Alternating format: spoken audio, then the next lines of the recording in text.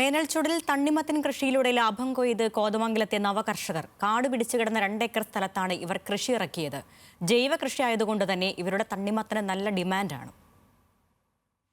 കോതമംഗലം മലയൻകീഴ് സ്വദേശികളായ ജോഷിക്കും മാത്യുവിനും കൃഷി ചെയ്ത മുൻപരിചയമൊന്നുമില്ല.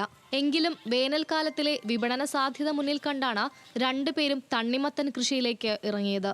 മലയൻകീഴിന് സമീപം 2 ഏക്കർ പാടശേഖരത്ത് കിരൺ ഇനത്തിൽപ്പെട്ട മഞ്ഞയും ചുവപ്പും തണ്ണിമത്തൻ കൃഷിയിറക്കി. വിത്തിടൽ മുതൽ വിളവെടുപ്പ് വരെയുള്ള മുഴുവൻ ജോലികളും ഇവർ തന്നെ ചെയ്തു തീർത്തു. പൂർണ്ണമായും ജൈവവളങ്ങൾ ഉപയോഗിച്ചായിരുന്നു കൃഷി. മലയൻകീഴ് ബൈപ്പാസ് റോഡിൽ പ്രത്യേകം തയ്യാറാക്കിയ സ്റ്റാൾ വഴിയാണ് തണ്ണിമത്തനുകൾ വിറ്റഴിക്കുന്നത്. നല്ല രുചിയും നിറവുമുള്ള തണ്ണിമത്തനുകൾ വാങ്ങാൻ ധാരാളം പേരാണ് ഇങ്ങോട്ടെത്തുന്നത്. ഈ പാടത്ത് ഞങ്ങൾ തണ്ണിമത്തൻ കൃഷി ചെയ്ത് തീർത്തും ജൈവ രീതിയിലാണ് കൃഷി ചെയ്തിരിക്കുന്നത്. അതായത് കീടനാശിനികളോ രാസവളങ്ങളോ ഉപയോഗിക്കാതെ പൂർണ്ണമായും വിഷരഹിതമായിട്ടാണ് ഈ തണ്ണിമത്തൻ ഇവിടെ ഞങ്ങൾ ഉൽപ്പാദിപ്പിച്ചിരിക്കുന്നത്.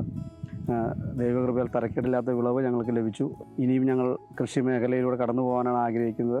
തണ്ണിമത്തൻ കൃഷി വിജയം കണ്ടതോടെ കാർഷിക മേഖലയിൽ ഉറച്ചു നിൽക്കാനാണ് ജോഷിയുടെയും മാത്യുവിന്റെയും തീരുമാനം. തണ്ണിമത്തന് ശേഷം പച്ചക്കറിയിലും വാഴകൃഷിയിലും ഒരു കൈ നോക്കാനുള്ള തയ്യാറെടുപ്പിലാണ് ഇരുവരും. ന്യൂസ് മലയാളം, കൊച്ചി.